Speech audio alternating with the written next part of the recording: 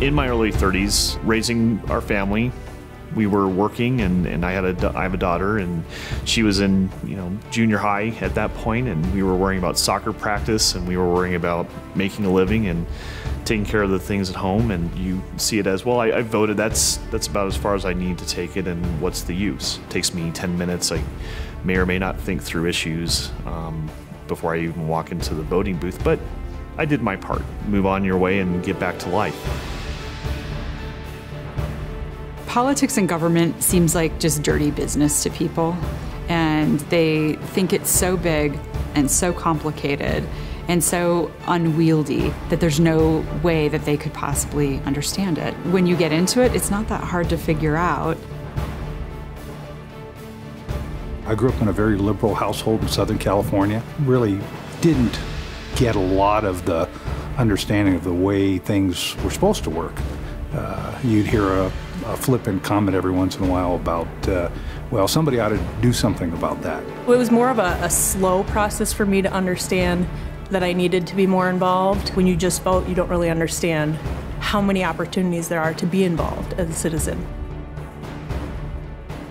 Our generation wants to be left alone, yet they don't realize that government does not have the solutions for them. It will not continue to give you free stuff that's really not free. What it's going to do is control you and give you parameters around your life. And that's not at all what our generation wants. We don't want anyone telling us what to do. Enough is enough. I've got to do something. I've got to get involved.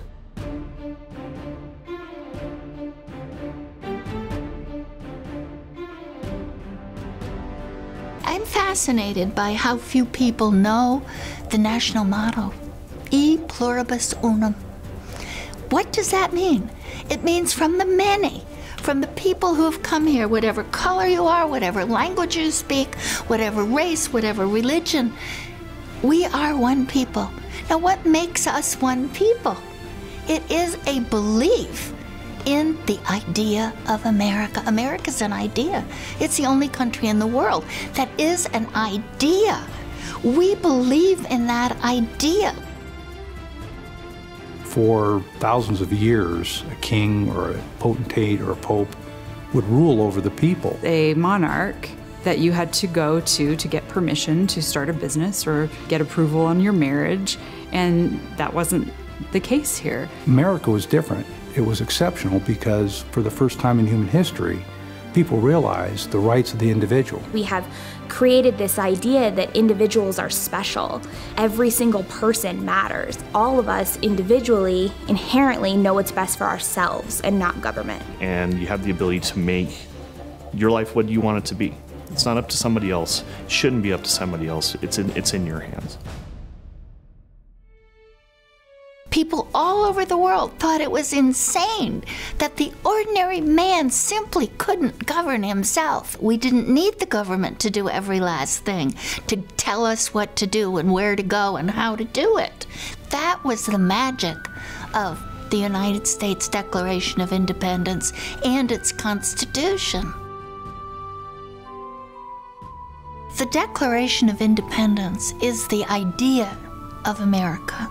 The Constitution is the rule book, how it works, how government needs to be set up. The Constitution protects the Declaration of Independence. The document that tells government, you are in charge of something this big, and the Constitution restrains the government to being that small. There has never been a set of documents that allows the opportunity for the human being to be freer, to have life, liberty, and the pursuit of happiness as ours do.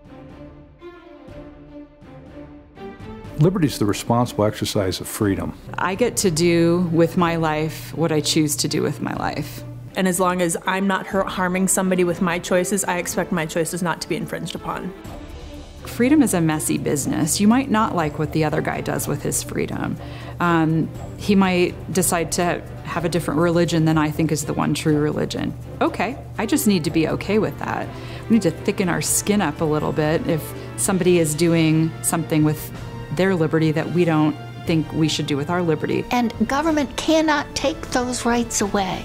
They're protected, they're enshrined in our founding documents, but they must be enshrined in our hearts. It is something that government doesn't give us, that we have naturally, nature gives us, or God gives us. Government will take away anything in its search for power, in its overreach.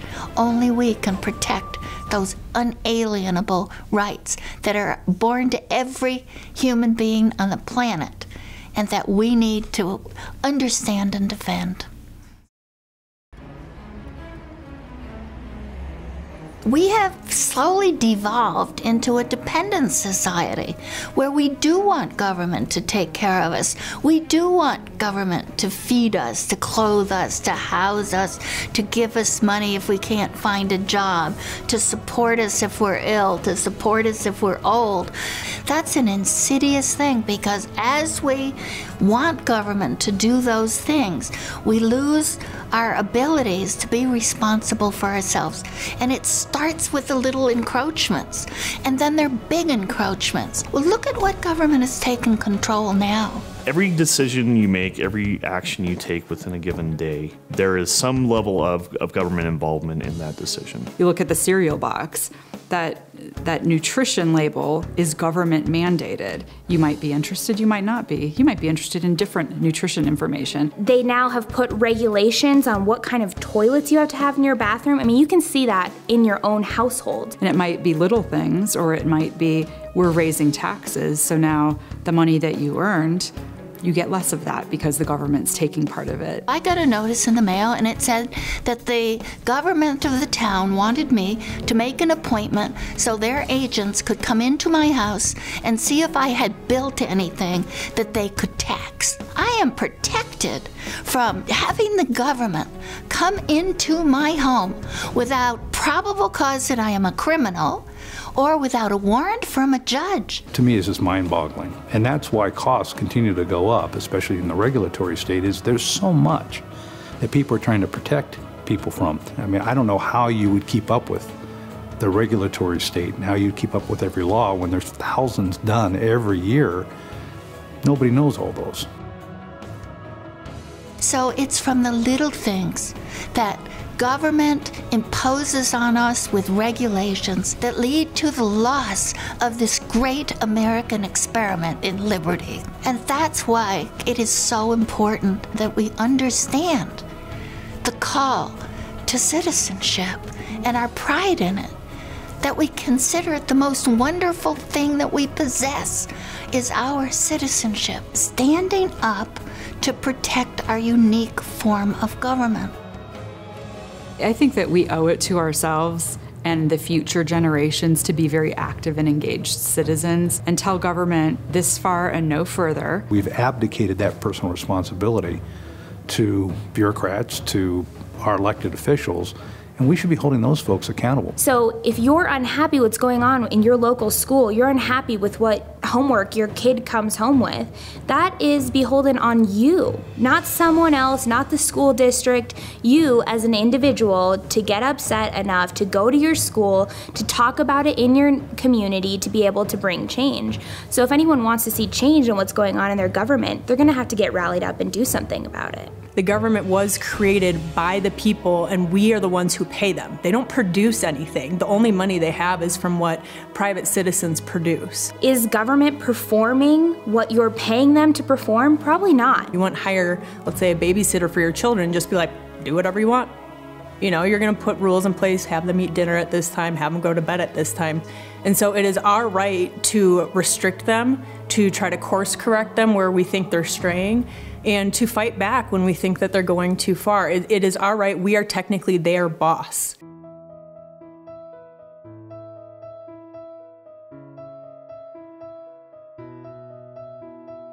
No country has ever been conceived in liberty as ours has.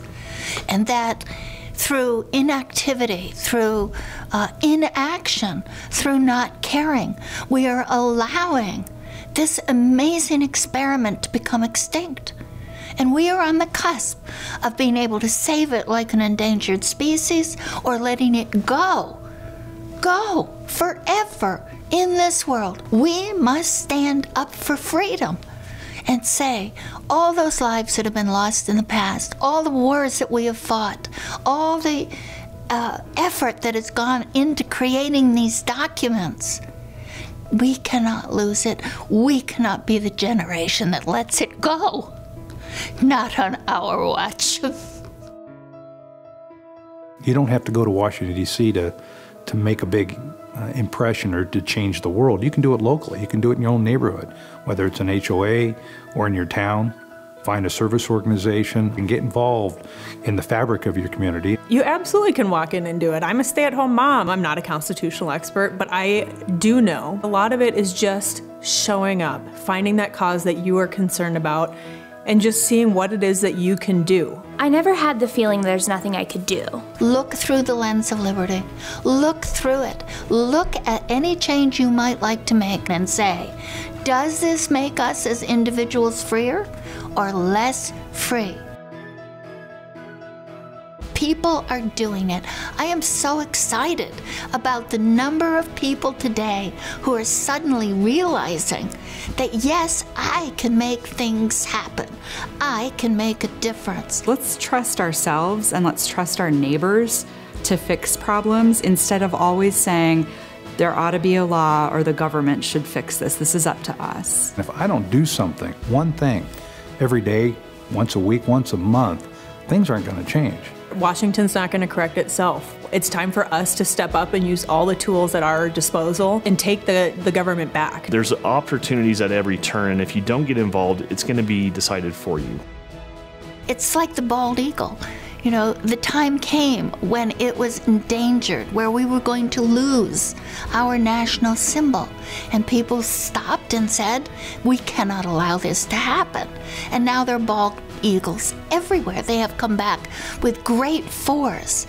We can do that. This is the moment when we can take it back.